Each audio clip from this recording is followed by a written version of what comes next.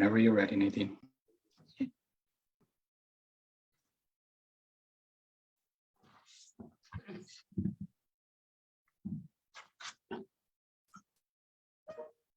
just going to give it one more minute. Pouring in.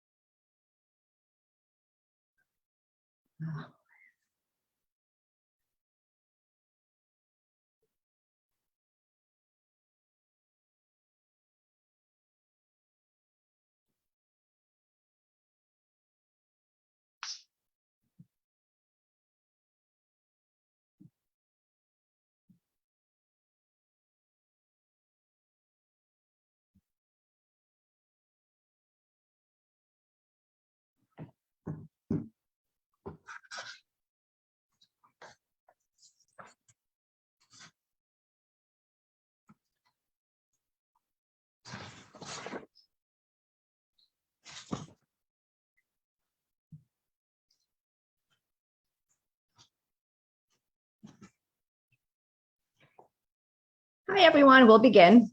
Welcome to the launch of the Philip Roth Book Club at the Newark Public Library. We are thrilled to have biographer, scholar, and good friend of the Philip Roth Personal Library, Ira Nadel, with us today to discuss The Ghostwriter.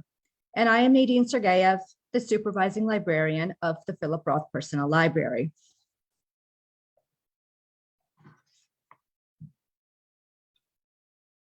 As you probably know, it's a very special day. Philip Roth would have been 89 today. This picture is from a photo album of Roth's 60th birthday party in Connecticut.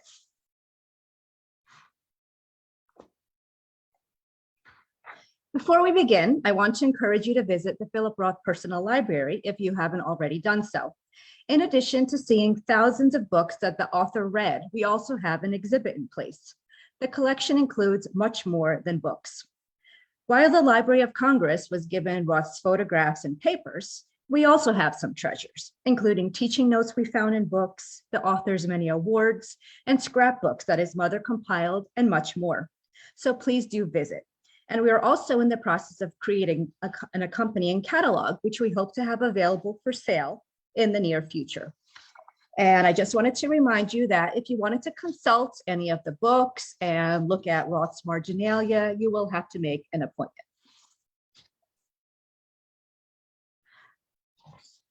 And I mentioned treasures, and here are some of them. So here are source materials about Anne Frank for The Ghostwriter that are in the Philip Roth Personal Library.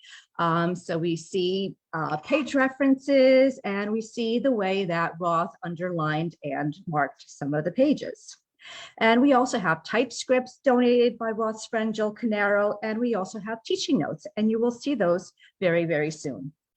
And we do have a very robust crowd today. More than 80 people have registered, so we've opted to offer this presentation in a webinar format. We've received several questions through email, and we will try to address additional questions and comments. So please feel free to type in any questions or observations in the Q&A feature here in Zoom or in the chat.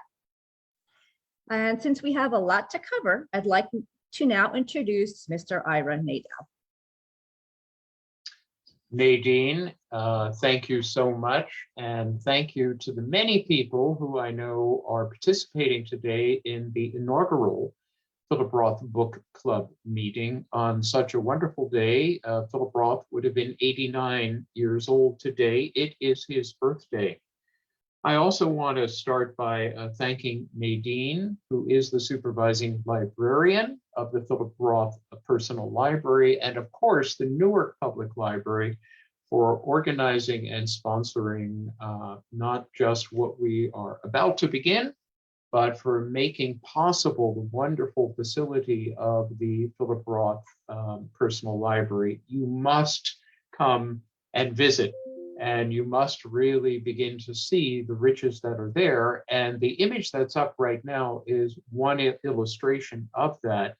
This is an incredible gold mine for students, for readers, for scholars, to be able to see the actual text that Roth himself was using as a source book for what becomes, of course, the ghostwriter. And here we have his underlinings on page, what is that, 56 and 57 of the Diary of a Young Girl. That is Anne Frank's diary.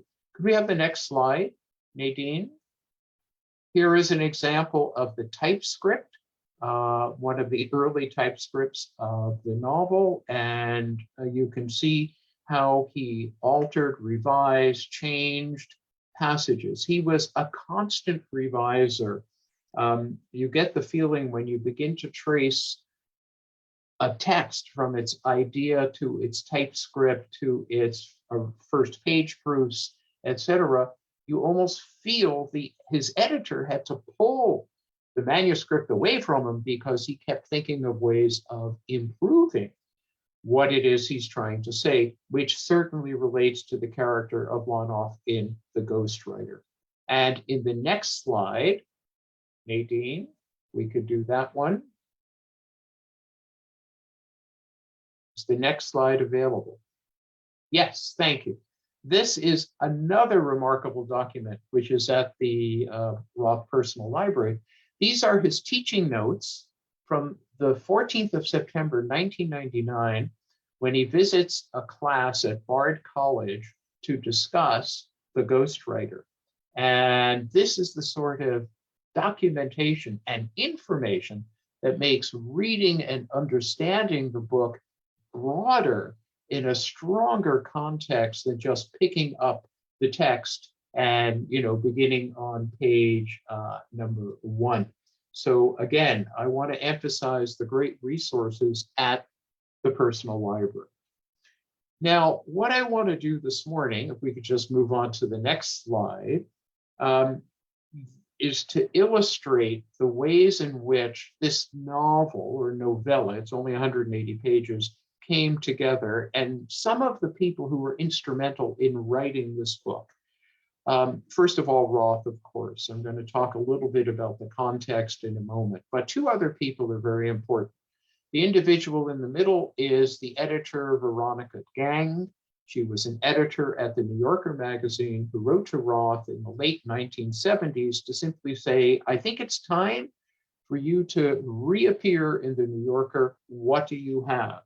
And he had been writing The Ghostwriter in London, by the way, in his studio in Notting Hill. And he sends her a version of the book, and they begin to work on it. And Veronica, again, did a very important thing when she read it the first time. She marched into the office of the editor of the New Yorker, William Shawn, and said, we must print this work in its entirety. And that is exactly what happened. And Roth found that the novel appeared in 2 issues in 1979 of the New Yorker, joining a very distinguished group of writers. John Hershey's Hiroshima appeared in its entirety in the New Yorker, Hannah Arendt, Eichmann in Jerusalem, Truman Capote in Cold Blood. Now, for those who are unfamiliar, the individual to the left of Veronica Gang is our very important writer, Kundera, Milan Kundera, the Czech writer who had left the Czech Republic and had moved to Paris. Roth met him first in 1972 or 3 during his early visits to Prague, and Kundera became an important friend and, in a way, a kind of voice of the repressed writers in the Czech Republic during the 1970s. And readers probably recognize that The Ghostwriter is dedicated to Milan Kundera. Could we have the next slide, please? So what I want to do before we open this up, it is a book club. I'm not doing a seminar on The Ghostwriter, although I have hours of material, let me tell you, is set the novel into a bit of a context and then just very quickly talk about the structure of the book in its 4 parts. The context is crucial. I mentioned that Roth wrote the book in London. Roth had been spending time in the Czech Republic. He had been deeply moved by the repression of so many writers who found themselves no longer writers, but janitors and bus drivers and working in terrible jobs because they were literally demoted and their identities changed. And one reaction of him to that situation was to begin a series called Writers from the Other Europe. And what it is 17 titles by Eastern European writers republished in North America with new introductions by people like Carlos Fuentes and Joseph Brodsky, John Updike, and Angela Carter. And these were very important titles because they introduced for the first time so many Eastern European writers like Kundera, like Bruno Schulz, to North American writers. This was a project of Roth's. It ran from, well, 1976 to 1983. So this is part of the backdrop for The Ghostwriter. And it's focused on, of course, European conditions, the Anne Frank story, the life of the artist, and survival. I think The Ghostwriter is absolutely about survival. One other quick context I want to mention it's more bibliographical. So where does The Ghostwriter appear in the list of Roth's novels? Well, My Life as a Man appeared in 1974. That's his kind of writing out of his, I have to say, disastrous relationship with his first wife and the outcome of that. Then in 1977, he publishes The Professor of Desire about David Kepich and his time in Eastern Europe. And it's a very Russian book in the sense that Chekhov and Turgenev play major roles. And I want to mention at the very end of The Professor of Desire, published in 1977, there are references to the Holocaust. There's a character who is a friend of Kepich's father. The two men come to the kind of country house where Kepich is living with Claire, and there's a discussion of the Holocaust with this one particular figure who is a survivor. So Roth was already concerned with the Holocaust, how to address it, how to write about it. Following The Professor of Desire is The Ghostwriter, 1979. And it's the first serious introduction of the character Nathan Zuckerman. Zuckerman Unbound is the title of the work that follows The Ghostwriter, 1981, and then in 1983, The Anatomy Lesson. So how is The Ghostwriter structured? How is it put together? Well, it's retrospective, first of all. The setting of the book is 1956. Zuckerman is a young beginning author. He's 23 years old, but now he's looking back years later on the experience. The book has 4 parts, and each one is quite telling and important. The Maestro is part 1, or Master, and it's a reference to Henry James. Roth, as we know, had this incredibly career-long engagement with Henry James, and it began kind of as an undergraduate, kind of overtook his studies as a graduate student at the University of Chicago. The title, The Master, actually reflects a work by Henry James called The Lesson of the Master. It's also a novella. It was published in 1888, and the story is similar to The Ghostwriter. And I urge everyone to pick up The Lesson of the Master to get, if you will, the backstory of The Ghostwriter. And essentially, The Lesson of the Master is about a young writer who befriends a very famous novelist. They both fall in love with the same young woman. The famous novelist marries her at the end of the story and tells the young writer named Paul Overt he's actually saving him because he's ensuring that he will be able to devote himself to his art and not be distracted by this kind of romantic passion. Well, there are many overtones with, of course, The Ghostwriter. Second section of The Ghostwriter, Roth labels Nathan Devilless with a direct reference, of course, to James Joyce, Portrait of the Artist as a Young Man, and the hero there, Stephen Dedalus, who is, like Nathan Zuckerman, discovering his vocation, and that is to be a writer. In The Ghostwriter, of course, Nathan has already published several short stories. He has one unpublished story which is circulating, which offends his father because of its particular theme about Jews and money. So the second part of The Ghostwriter is an allusion to Joyce and Portrait of the Artist. Part 3, which is almost the longest section of The Ghostwriter, entitled Femme Fatale, is about Amy Billette / Anne Frank.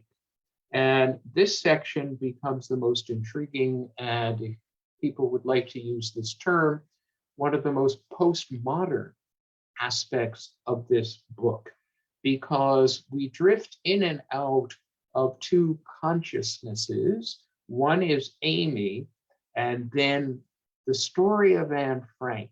And the way that Roth presents it has been criticized because it's been seen as a very controversial demythologizing of the figure of Anne Frank. And in his notes and in letters and in statements that he's made to a number of biographers and critics, he explains that, in fact, that was his intention. He did not want to treat Anne Frank as a Jewish saint. He wanted to represent her as a young woman through whom the accidents of history and her writing down her experiences recorded a very painful and tragic experience, but that essentially she was a young woman who actually survived and is now, as we see, living in the Berkshires, working as an assistant to Manny Lonoff, the writer. She, I want to suggest, is one of 3 ghost writers in this particular work. So this is a terrifically important section, and it's a section that gave Roth a lot of trouble when he was writing it. The last and one of the shortest sections of the novel is entitled Married to Tolstoy. So here we have a third major reference to another writer. You start with Henry James in the first section, move on to Joyce in the second. I guess we could say we also then move on to Anne Frank as the diarist in the third. And now we turn to the author of Anna Karenina. But the focus, and here again, Roth is a bit sly in his treatment, is really Tolstoy's wife, Sophia. And she was 16 years younger than Tolstoy. And during a sometimes volatile, lengthy marriage to Tolstoy, by the way, she had 13 children, 8 of whom survived. During this entire marriage, she too kept a diary. And it's a diary that reflects the character of their long and, as I said, well, vibrant relationship.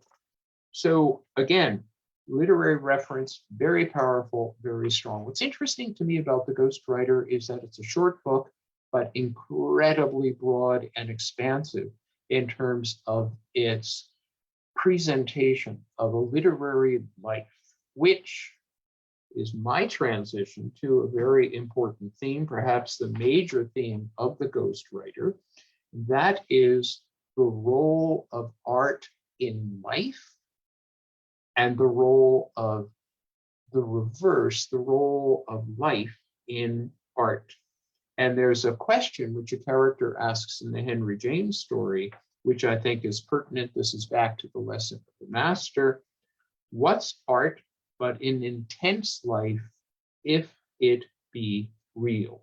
That one question, what's art but an intense life if it be real, could be seen as the prompt for what it is Roth is trying to address in The Ghostwriter. Now, we could spend a lot of time talking about Manny Lonoff, the Jewish writer who doesn't think of himself as that Jewish, who's retired to the countryside, leading a very isolated life devoted to art. We could talk about Nathan as a young writer beginning to find his voice, which Lonoff says is the most important thing for any writer. It's not style, it's voice. And then we could talk about Anne Frank as a writer, in fact, the diarist, the historical Anne Frank, who is being, to use a slightly academic term, contested by Amy Bellette. And we really have to make it clear that it's Zuckerman who fantasizes that Amy Bellette is Anne Frank and imagines her in this other life, a life of the present, which again, Roth anticipated back in 1973 in his unusual story about Kafka. The subtitle is Looking for Kafka, where he describes Franz Kafka is alive and he's a Hebrew teacher in Newark, New Jersey. So I think there are a lot of overlays and a lot of connections. But I've talked too much and I would like to open this up. It is a book club. I'd like to have and hear from our audience with the first question I think that comes to mind for me, and I hope for you. What is the meaning of the title? Who is the ghostwriter and why do you think Philip Roth titled the book The Ghostwriter?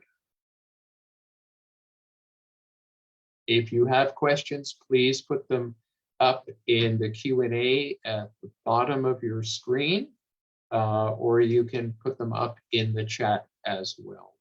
I've made some suggestions that the book really incorporates at least 3 different writers, but I'd like to hear from people in the audience. Is the title the right title? Should it have been called something else?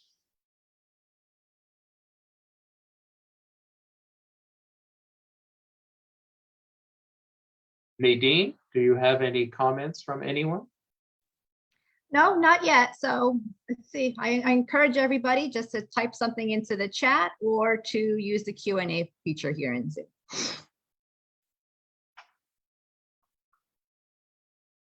While we're waiting for a question or two, I think what Roth is doing with the conception of Anne Frank is controversial. It's radical. And there are readers and critics who found that section of the book, the 3rd section called the Femme Fatale, again, a reference to Keats, a reference to Oscar Wilde, even to Bizet's Carmen, very offensive because it harmed the kind of sanctified image of Anne Frank. And if you readers remember, there's the Judge Wachter that Nathan's father wants to correct Nathan's attitude towards the stories he's writing. And one of the things that Judge Wachter from Newark says to Nathan, you should go see the Broadway production of The Diary of Anne Frank. And I think it's that sort of thing that Philip Roth found offensive because he was trying to show a more complicated, a more complex Anne Frank than what, in a way, society had presented her at a Jewish society and Jewish writers. And that's one of the things. Remember, Roth was always determined to, I'll be euphemistic, step on people's toes. He was always trying to get a reaction from his readers and from his characters. Just think of Mickey Sabbath in Sabbath Theater. There's a character that you can't read 1 or 2 pages without feeling some sort of intense response. I think he was trying something parallel to that with the figure of Anne Frank, trying to make us see her in different ways. So a few comments have come into your past questions, so I'm just going to read them all off for you, okay? Sure. Oh, possibly the point is that every writer is a ghostwriter standing on the shoulders of others. And that's a comment from Roger. A comment from Joyce, possibly Roth had no one in mind, but possible Anne Frank more than others. Rosemary writes, all writers are ghosts and ghost writers, influenced by the ghosts of previous writers. Paul chimes in, would Roth as writer be ghostwriter using voices of other writers in this section of the book? And then Karen says, I took the title to be very general and perhaps personal to address the inner force that causes writers to work. Well, I think all of these comments contribute to an understanding of what the title could be. One of the greatest concerns of Roth is to try and define who is a writer and what should a writer do? How should a writer conduct herself or himself? And so the greater definition or the expanded definitions of a ghost writer, I think are all more than pertinent. I think they get to the core of Roth as a writer and the efforts that he personally went through in his own writing, whether it's the Counterlife or whether it's the Plot Against America, to discover, and that's the word I would use, to discover the nature of being a writer, an author. And of course, this is part of the great change which occurs in the early part of his career from his first two novels to Portnoy's Complaint, when he discovers that his own kind of psychological issues could become the subject of a novel, plus his experiences growing up Jewish in Newark. Then I think we get very close to his own sense of self-discovery as a writer. So I think that the notion of a ghost writer is intentionally ambiguous, but at the same time, given the nature of the story that he's constructed, real, applicable to the situation that he is outlining in this particular book. And we haven't really said anything about Lunoff, because Lunoff is or has become a ghost writer. He's moved out of the public's eye. He is not seeking public attention. He's purposefully put him outside, if you will, the main literary circles. Nobody's talking about it. And that's part of the reason why I think Lunoff is interested in meeting the young Nathan Zuckerman, because someone is attending to him and to his career. And then, of course, when Zuckerman goes, he discovers that Lunoff has, even in his own home, ghosted himself. He's removed himself from the immediate situation of living.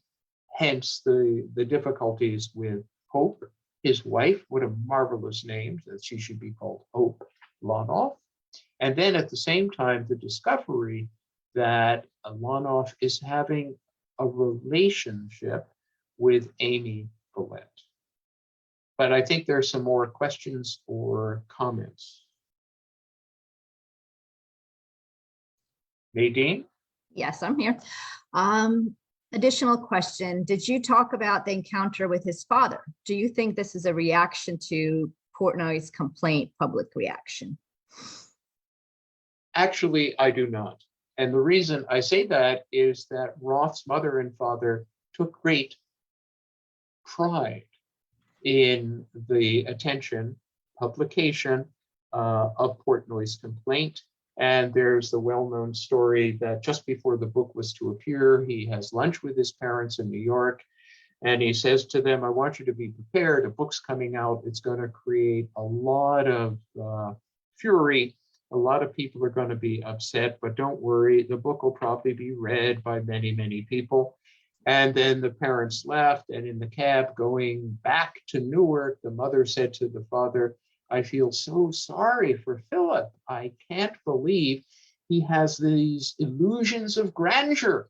It's never going to happen. We don't have to worry. And she actually started crying because she thought that he had overstated the reaction to the book. And when the book came out, he warned them, don't do interviews, and they didn't. But they were very pleased with the attention, and he sent them on a trip with some of the money that he had received. They took a cruise. They ended up in Israel, and the father brought about, I don't remember the exact number, let's say 20 copies of the book. And he was so pleased that people knew about it, he gave them away, and he said, and I'll get the book signed. And he went to his cabin and he signed the book from Philip Roth's father, Herman Roth.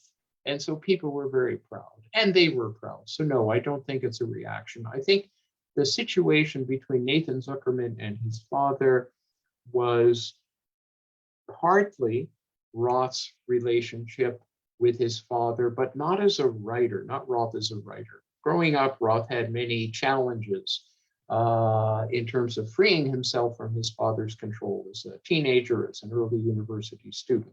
Yes, to that extent.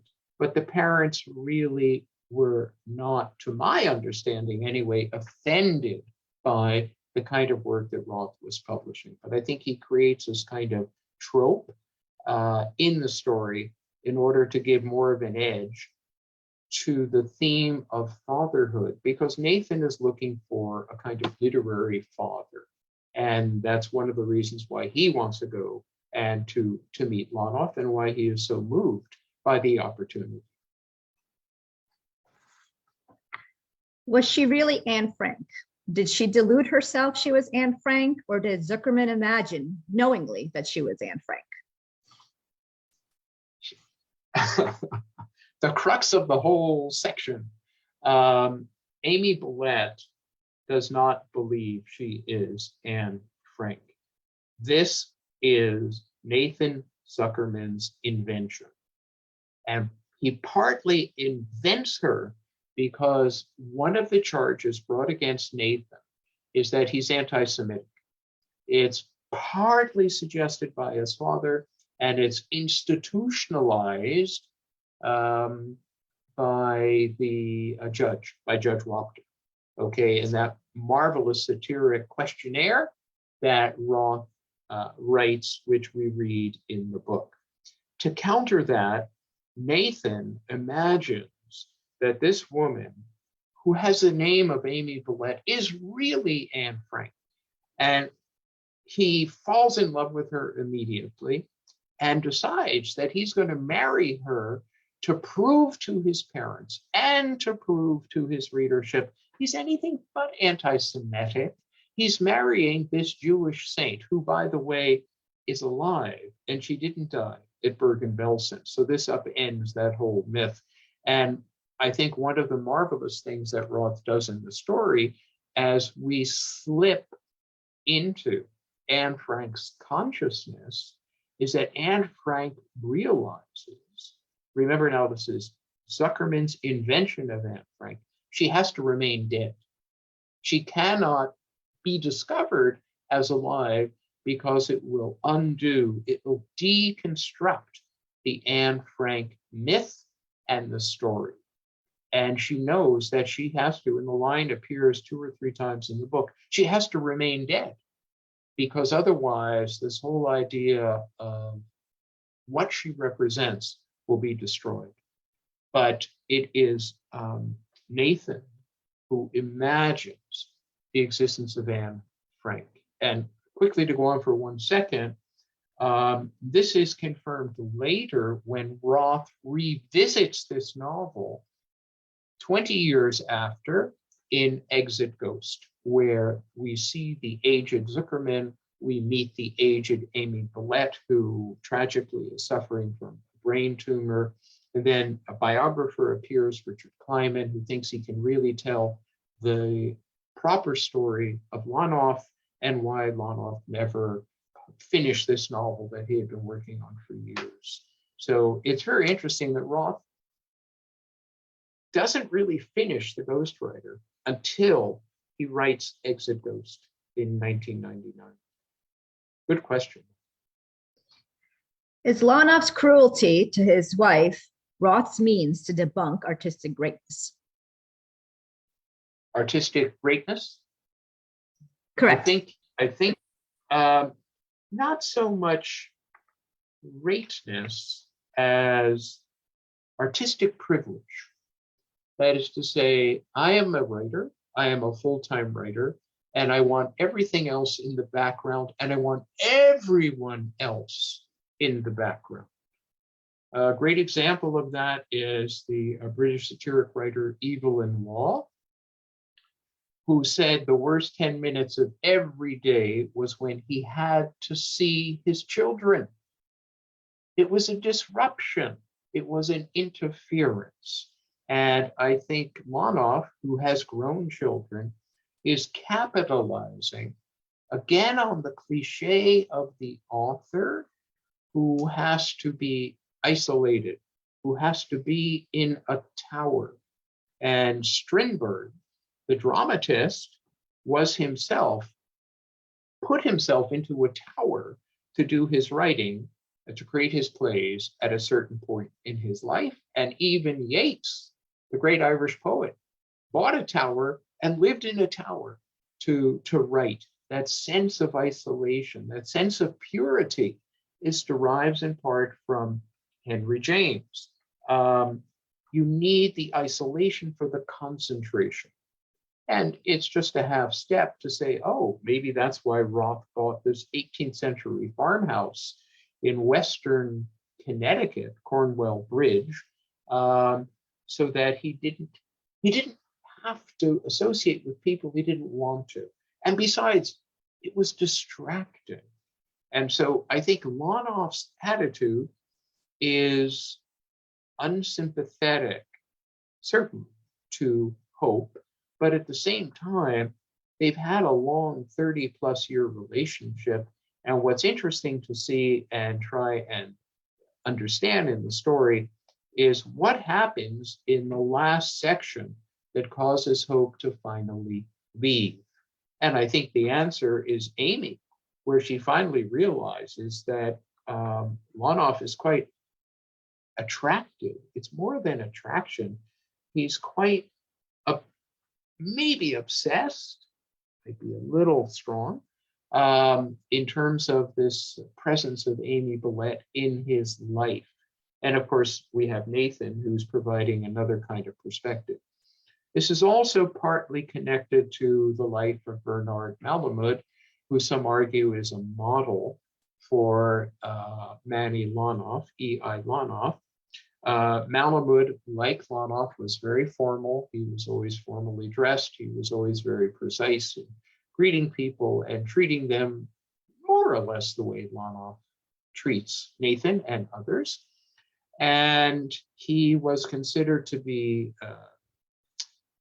repressed in his own particular way.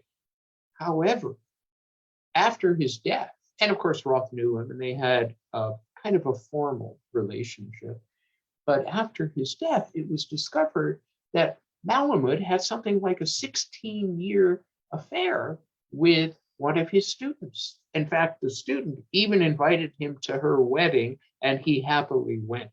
So suddenly, you have what you have in the ghostwriter, discovery of something that was hidden, but still very important. It was almost a kind of fuel for the writer. So it's another way in which the idea of a ghost or some aspect that is not foregrounded shapes the artist. And I think the Hope Lonoff's relationship with her husband is a very troubling one that finally she cannot accept any longer. And so she leaves in a snowstorm at the end, and Lonoff goes after her. But isn't this characteristic of a Chekhov story or of a Roth novel? We don't know what happened. We don't know. He does not give us a scene where he finds her body in the snow because she got lost and froze to death. There's a parallel, I I guess I have to mention with the writer Leon Uris, whose second wife also left the house in fury. They were living in Aspen, Colorado, and she did disappear, and her body was found the next morning. So how curious. The writer whose wife basically can't take it anymore. How much isolation can a person experience? Great. The questions are pouring in. I'm trying to go in order. We just answered another one inadvertently about Malamud. So that one's covered. I'm going to skip ahead because this question builds on what we were just talking about now. In your opinion, why are most of Roth's characters so unsympathetic? Unsympathetic. Well, some would argue they are not all unsympathetic. Reaction to Portnoy, Alexander Portnoy, by a certain slice of readership was fantastic. Great. We've been waiting for someone like that to liberate us from the restraints of the, say, 50s. And here in 1969, we have found a character who's educated, who's articulate, who is not a writer. Very important to stress that. And I can identify with him. I mean, why did that book have such astonishing sales? Mickey Sabbath, a great character to offend everyone. Everyone. It's almost impossible to find someone who admires Mickey Sabbath, with the exception of Philip Roth. At Philip Roth's 80th birthday party held in Newark, with a wonderful conference at the library and then an event at the Newark Museum, when Roth took the stage, and after he thanked everyone, he said, I'm going to read something, and he read from Sabbath's Theater. And he read a very emotional section of the novel where Mickey Sabbath goes to Asbury Park of the Jersey Shore and walks through the Jewish cemetery. And what does he do? He reads the gravestones. And then there's the moment with Cousin Fish, who's 100 years old, and he gets his, Mickey Sabbath gets the brother's box of things and wraps the flag around him and goes to the seashore. That's very moving. That's very difficult to object to resist. So even if it's an unsympathetic character, what Roth does is show us moments in these characters' lives that do open up our reaction to them. And certainly in the Plot Against America, I think the representation of the Roth family is anything but unsympathetic. So I think we have to be careful with that generalization about unsympathetic characters. They are not all unsympathetic by any means. Okay. Another comment. Question from Jim. We Work in the Dark begins the quotation from Henry James' The Middle Years, tacked up in Lanoff's study, where Zuckerman spends the night. Does this quote speak to Roth's understanding of writers' vocation and of the ghostly darkness in which writers work? Well, darkness is a complex term, and I think it does, but he says, I think, misremembering exactly the quote, but art is our passion, and the passion is our art. You start with the unknown. Roth himself wrote about this quite a bit. You find it in letters and you find it in essays, where he talks about, when I start a book, I don't know really where it's going. But to me, that is the great excitement. And that is the act, I've said it several times now, of discovery. He has maybe the broadest sense, I want to write a story involving or incorporating Anne Frank. However, I don't know how it's going to work. And this is partly why, one, he needs to go through so many revisions and changes, and two, his marvelous habit, really, of sending out a draft of the book before it's going to be published to a select group of readers, close friends, whose opinions he can trust. And what he wants, as he said to Claudia Roth Pierpont in her account of Roth, is I don't want you to tell me, the sections that are wrong. I want you to describe to me what the book is about, because that way I will get a clearer understanding of what it is I am trying to do. And I think that's a very helpful comment, and it does relate to the quotation from James that Monoff had over his desk, the sense of starting in darkness and ending up not in any kind of super bright light, but illumination of one sort or another. Roth, as a reviser and reader of his own works, I think is a very important topic that we need to look at much more carefully. Every one of his books has gone through tremendous set of iterations until he feels it's right. And this, of course, takes us right back to Monoff and his statement, I turn sentences around. I write a sentence and then turn it around again. So this is Roth.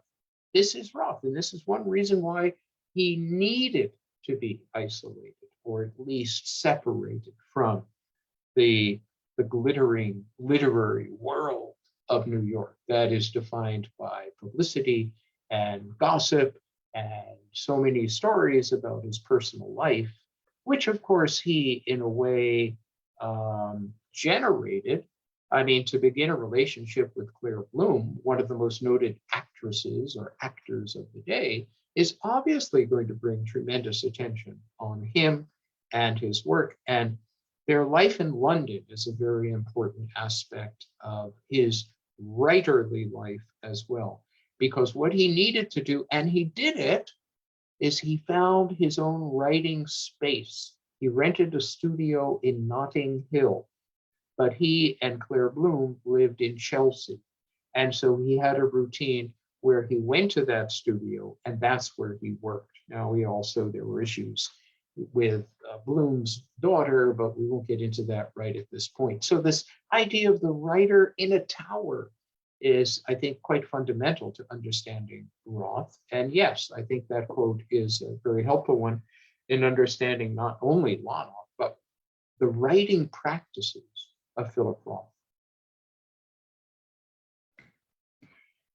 A question from Margot. Isn't the switch to the third person in femme fatale suggestive of other alternative explanations, that it's Zuckerman's notes for a later account? Yes, I think so. I think it's part of the experimental dimension of this book. And I think people who read the book quickly imagine that that's really Anne Frank, who's up there in the Berkshires. It's a subtle shift. And I think you have to study individually or with a group, you study the ghostwriter to see how Roth slips into this other point of view, as it used to be called. Point of view, by the way, was a term long associated with reading Henry James, who also would shift and narrative. Henry James gets it from George Eliot, who may have found this experimental dimension in Jane Austen. So we have a long tradition here, a literary tradition. But yes, I think that Roth is testing certain limits in terms of how do you present a character, a historical character, I've used the term earlier, a saintly character, and yet be critical or honest in rethinking that character's significance. And I think his solution is very smart. That is to say, it's Nathan Zuckerman who imagines Amy as Anne Frank, not Philip Roth. Not Philip Roth in actuality, the author. He had a lot of trouble with the Anne Frank character. He wanted to write about Anne Frank in the 1970s, early 70s, and I think it partly grew out of his engagement with Kafka. And it took him quite a while. Again, if we go into the archive at the Library of Congress for the ghostwriter, you're going to see different phases and the way in which he struggles to get that Anne Frank character properly presented in this story. She's framed by Zuckerman and Lonoff and Amy Follett. And then what we want to do is trace out the fate of Anne Frank in Exit Ghost. We know the fate of Amy, but we need to know something about Anne Frank.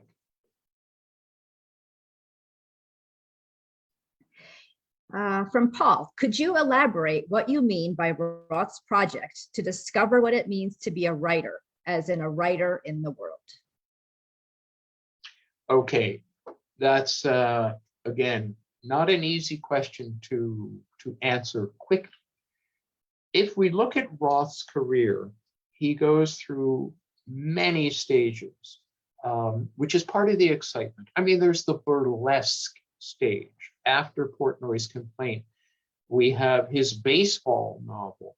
We have his short satiric piece on Nixon. We have a whole variety of other forms and styles that he's experimenting with. What If? The Breast is another example of that. So it takes a writer with the talent and imagination of Roth time to find the route, the direction you want to go. And I think for good writers, there is no single direction. You do not want them to write the same book over and over again. And this is the one point shared between Philip Roth and Norman Mailer. Mailer was asked time and time again, write a sequel to The Naked and the Dead. You know, do The Naked and the Dead in Europe. You've done The Naked and the Dead in the Pacific. And he utterly refused. He said, absolutely not. I need to find new work, new forms. And I think Roth faced that as well. There are some letters that want him to write, these are in the archives of his publishers, a sequel to Portnoy's Complaint. Portnoy's Complaint, Part 2, Portnoy in California, or Portnoy, you know, in Pennsylvania. We've had Portnoy in New Jersey and New York. Give Pennsylvania a chance. And he refused. That's not what he believed a writer should do. That is to repeat oneself, whether it's story or character. However, having said that, we do recognize Zuckerman appears in a range of novels. But Zuckerman in, say, The Human Stain is quite different than Zuckerman in The Ghost Writer. So there is no one formula for Philip Roth, and I think that's a very good thing. That's what keeps us reading his works. Look at the last three books. They are also so different, Nemesis, for example, than what had preceded them. The only thing you might say is that they're shorter books. That's the difference, or The Humbling. So for me, this variety is one of the reasons why I keep reading Philip Roth. And every time I've discovered something stronger about him as a writer. We also have to say the voice shifts somewhat. It's not all Portnoy. The voice in Nemesis is a very tempered voice.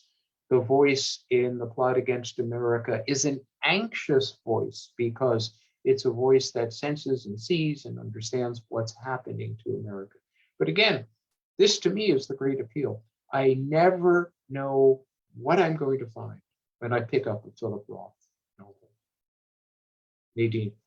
We have about 6 minutes left. I want to be mindful of everybody's time. We have 2 additional questions, so I'll get to those now. Do you think, a question from Natalie, do you think hope returned after the end of the novel? No. Next question.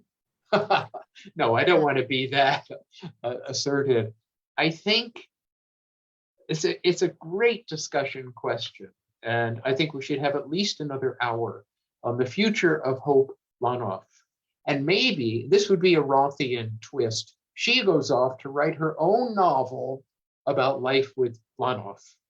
And we get Ghostwriter 2, but she could be another ghostwriter. This is a very interesting idea. I hadn't considered that before. No, I hope, no pun intended, she does not return. That in fact, she has discovered her own need for freedom and independence, because clearly Lonoff has, I wouldn't say destroyed, but created an environment where she is not herself. She's very much like a Chekhov character, because in the book, and we haven't spoken about all the many Russian writers that appear in the book, but she says at one point, Boston, or Lonoff says, Boston is her Moscow. And what he's referring to is, of course, The Three Sisters by Chekhov, where the entire play is, how can we get to Moscow? How can we leave the countryside? We've had it, nothing's happening. This is boring, this is terrible, we need to get to Moscow. So she's going to Moscow.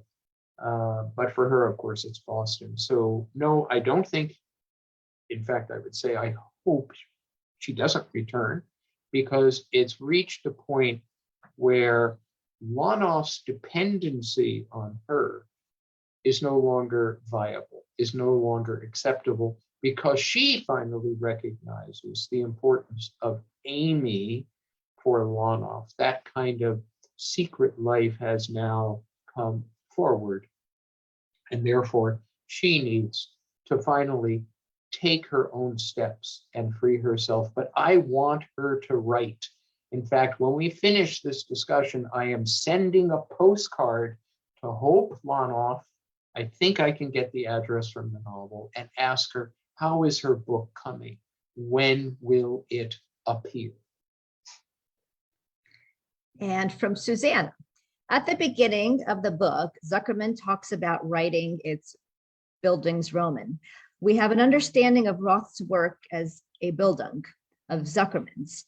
When he leaves the scene to instead of talking about himself, talk about the state of American things as an American pastoral and human stain. Would this be the moment when he becomes a great writer?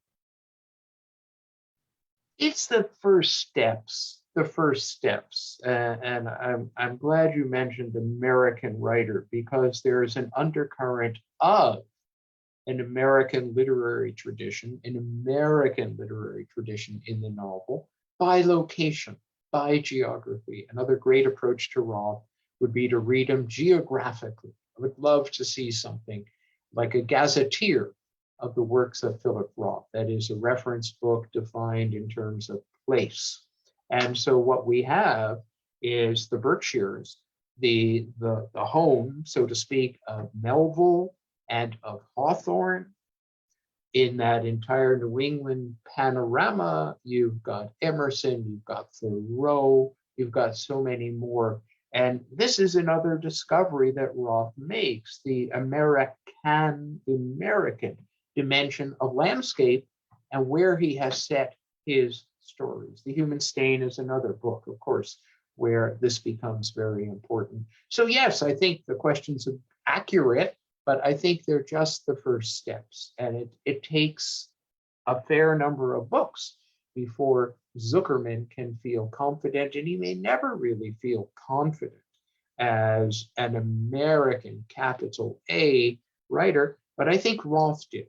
And I think by the time he writes A Plot Against America, even though he's written a tremendous amount about American life, he accepts himself as an important American novelist. But in the 70s, this shift or turn to Eastern Europe, to the Holocaust, continuing the Jewish theme, becomes, I think, part of his ethos.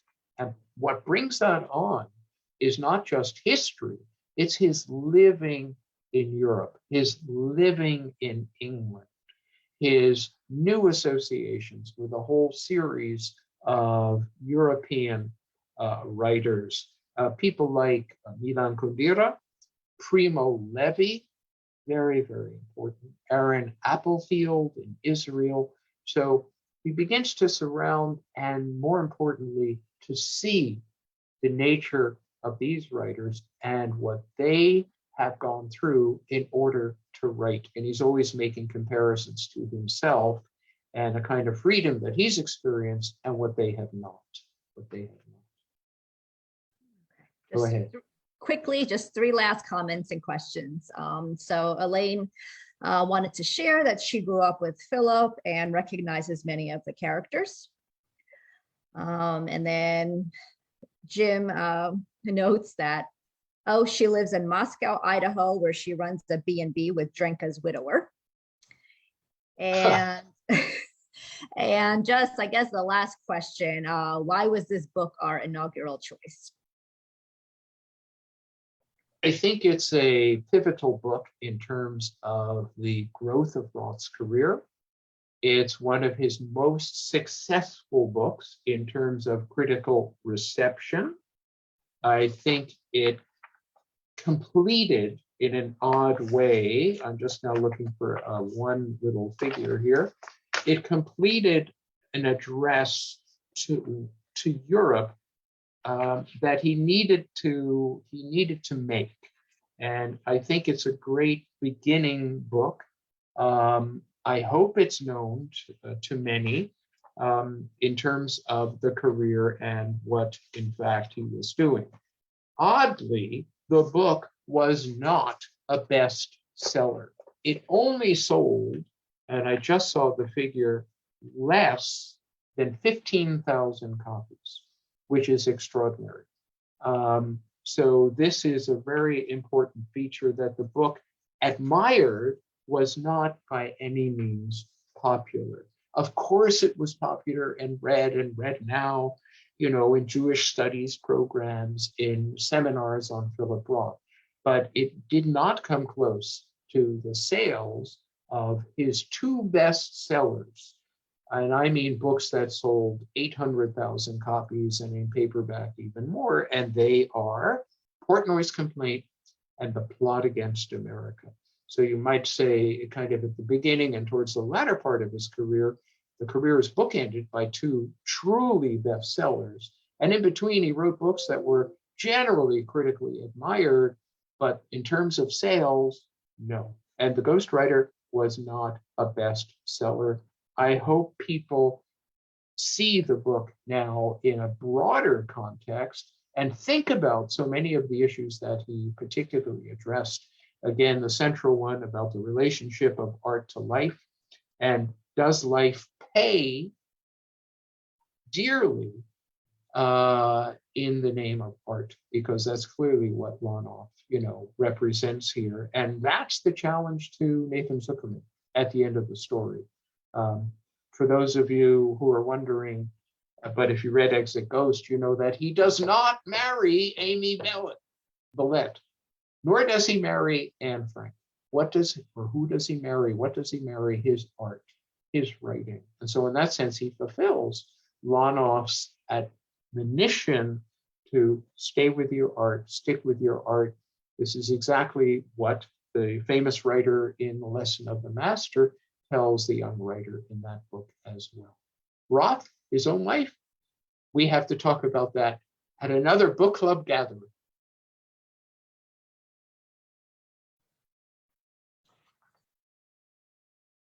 Perhaps we should just mention in the remaining moments the forthcoming schedule.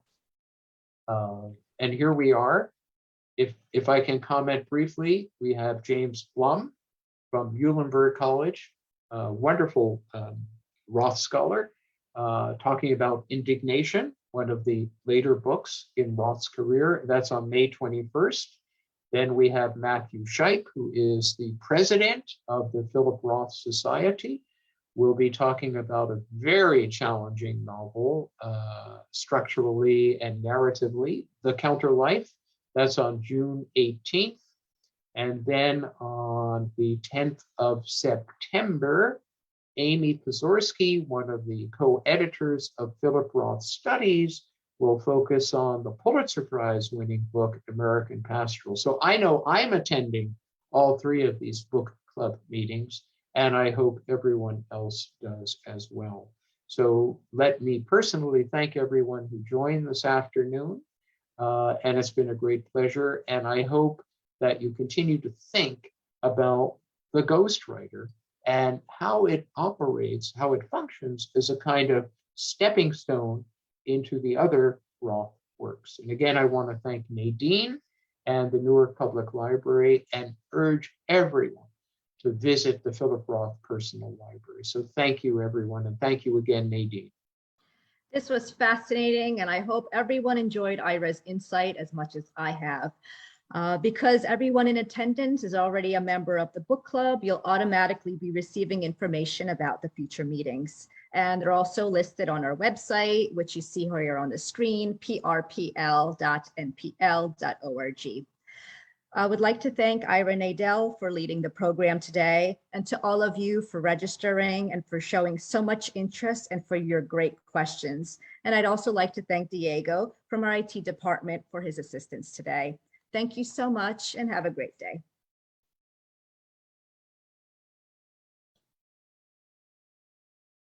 Nadine, did it?